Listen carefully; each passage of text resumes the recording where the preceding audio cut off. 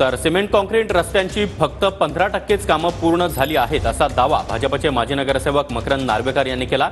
मकरंद नार्वेकर यांनी मुंबई महापालिकेला पत्र लिहून सिमेंट काँक्रीटच्या रस्त्यांच्या कंत्राटदारांवर कामाच्या विलंबासाठी कारवाई करण्याची मागणी केली आहे।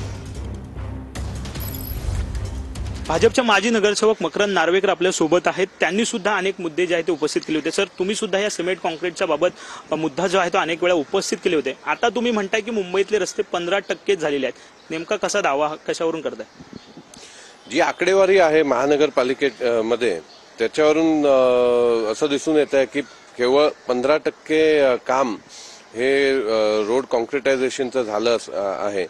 दरवर्षी आतापर्यंत बघितलं तर वारंवार रस्ते खोदले जातात किंवा डांबराचे रस्ते असल्यामुळे ते लोकांना जो त्रास होता त्याच्यावर कुठेतरी मात आणण्यासाठी माननीय मुख्यमंत्र्यांनी ही संकल्पना केली की हे सगळे रस्ते मुंबईचे कॉन्क्रिटाइज झाले पाहिजेत। अतिशय चांगली संकल्पना आहे आणि एक चांगला प्रोजेक्ट आहे। फक्त एवढंच की ऍडमिनिस्ट्रेशनच्या निष्काळजीपणामुळे कुठेतरी ह्या प्रोजेक्टला डाग लागू नये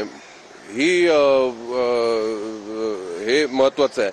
म्हणून मी समजतो की कॉन्ट्रॅक्टर्स जे आहेत त्यांच्याकडून व्यवस्थित काम करून घेणं अत्यंत गरजेचं आहे आणि मला खात्री आहे की महानगरपालिकेच्या ऍडमिनिस्ट्रेशन ह्या प्रोजेक्टचं गांभीर्य समजून योग्य ती कारवाई करेल जेणेकरून मुंबईकरांना चांगले कॉन्क्रिटाइज रस्ते लवकरच मिळतील। कॅमेरामन रोहन सोबत विनायक डावरू, TVN मराठी, मुंबई।